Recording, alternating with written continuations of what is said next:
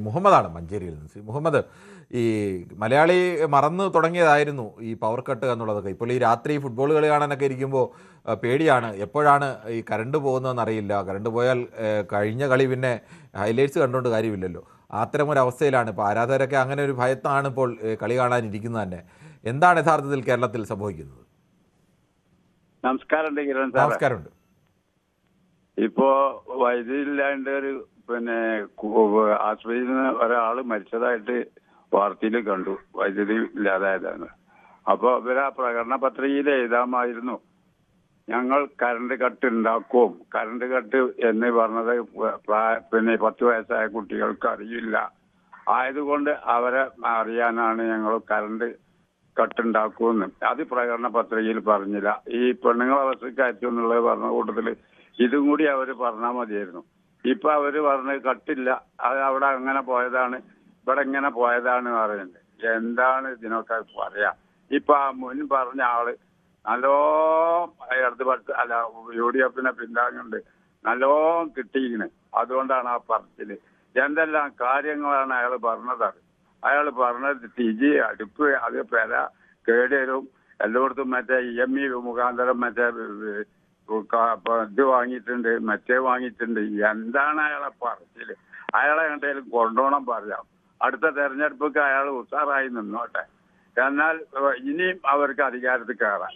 ഇമാരി കൂട്ടവരെ മനുഷ്യന്മാരുണ്ടായാലും. അതുകൊണ്ട് ശ്രീ മുഹമ്മദ്, ശ്രീ സന്തോഷാണ് കാസർഗോഡ്. ശ്രീ സന്തോഷ്, താങ്കൾക്ക് എന്ത് തോന്നുന്നു? എന്തുകൊണ്ടായിരിക്കും ഇപ്പോൾ കേരളത്തിൽ ഇങ്ങനെ വൈദ്യുതി നിയന്ത്രണം തുടർച്ചയായ ദിവസങ്ങളിൽ വേണ്ടി വരുന്നത്?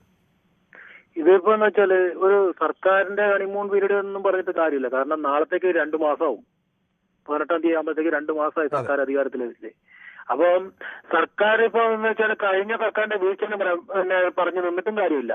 കാരണം ഒരു സർക്കാരിനെ തെരഞ്ഞെടുക്കുന്നത് ആ സർക്കാർ പ്രതികരിക്കുന്ന ഒരു പ്രശ്നങ്ങൾ നേരത്തെ ഉള്ളതാണ്. കാരണം ഇലക്ഷന് മുമ്പ് ഇതേ UDF തന്നെ ഇലക്ട്രിസിറ്റി ഓഫീസിൽ പാചരിച്ച് കിടന്നും സമരം വരെ മെഴുകുതിരി എത്തിച്ചും ഫേ ഓഫ് ആക്കിയത് ഇവർക്കറിയാലോ ഇത്. പിന്നെ മന്ത്രി സണ്ണിക്ക് സ്വന്തം അടിയനെ നിർത്താനുള്ള ചാൻസ് കിട്ടാത്തതിന്റെ ഭാഗം കിട്ടുകയാണ്. കാരണം KPCC പ്രസിഡന്റാണ് അയാൾ. KPCC പ്രസിഡന്റിന്റെ ജോലി ചെയ്യാനൊന്നുമില്ല, മന്ത്രിയുടെ സ്ഥാനം ചെയ്യാനാത്തൊരവസ്ഥ. പിന്നെ ഇന്നലെ പറയുന്നത് കേട്ടു ചീമേനിയിൽ താപനിലയം വരുമെന്ന്. ആകെ കൂടെ കിട്ടിയ ഒരു സീറ്റാണ് തൃക്കരിപ്പൂർ മണ്ഡലം. ജീവിതത്തിൽ കിട്ടാത്തൊരു സീറ്റ്.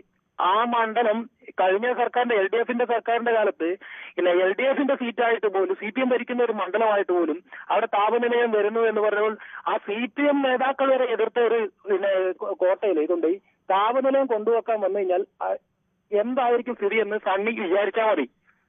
അതും കൂടെ ചിന്തിക്കണം. ജനങ്ങളെ ഈ താപനിലയം പോലെയുള്ള സാധനങ്ങളൊക്കെ ഈ മറ്റുള്ള വേണ്ടാത്ത മണ്ഡലത്തിൽ കൊണ്ടുവരികയും ഇതര മണ്ഡലത്തിൽ നല്ല നല്ല വികസനങ്ങൾ കൊണ്ട് കാഴ്ചവെക്കുകയും ചെയ്യുന്ന ഒരു അവസ്ഥയിലേക്ക് UDF വന്നു കഴിഞ്ഞാൽ തിരിച്ചടി കിട്ടുകയും ചെയ്യും.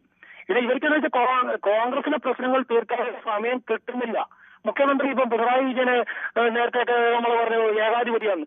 ഇപ്പൊ അതിനെക്കാട്ടിൽ അവരെ ഏകാധിപതിയെ പോലെയല്ലേ VD സതീശൻ മാധ്യമങ്ങളോടും ജനങ്ങളോടും സംസാരിക്കുന്നത്. ഇതൊക്കെ തീർത്തും ഈ VD സതീശനെ UDF സർക്കാരിനെ ജനങ്ങൾ ഒരുപാട് പ്രതീക്ഷയിൽ കൊണ്ടുവന്ന ഒരു സർക്കാരാണ്. ആ സർക്കാർ ഈ കയറി 2 മാസം ആകുമ്പം തന്നെ വല്ലാതെ വിവാദങ്ങളിലേക്ക് പെടുകയാണ്. ജനങ്ങളെ കഷ്ടപ്പാടുകൾ വന്നുകൊണ്ട് എത്രയും പെട്ടെന്ന് വൈദ്യുതിയിലേക്ക് ഒരു പരിഹാരം കണ്ടെത്തുകയാണ് വേണ്ടത്. ഇതിപ്പോ രാജമാണിക്യം പറയുന്നുണ്ട് ഈ വൈദ്യുതി പുറത്തുനിന്ന് മേടിക്കുമ്പോൾ അതിന്റെ സാമ്പത്തികം ജനങ്ങളിലേക്ക് അടിച്ചേൽപ്പിക്കുന്നു. എന്താണ് അവസ്ഥ എന്ന് ജനങ്ങൾക്ക് ഒരു പിടുത്തം കിട്ടാത്തൊരു അവസ്ഥയിലേക്കാണ്. എന്താണെന്ന് കൂടുതൽ സത്യസന്ധമായി തുറന്നു പറയാനുള്ള ഉത്തരവാദിത്തം കൂടി സർക്കാരിനുണ്ട്. സർക്കാർ പറയുന്ന ജനങ്ങളെ ബോധ്യപ്പെടുത്തേണ്ട ഉത്തരവാദിത്തമുണ്ട്. അങ്ങനെ ഉണ്ട് എങ്കിൽ കൂടുതൽ വാർത്തകൾക്ക് News 18 Keralam YouTube channel subscribe ചെയ്യുക.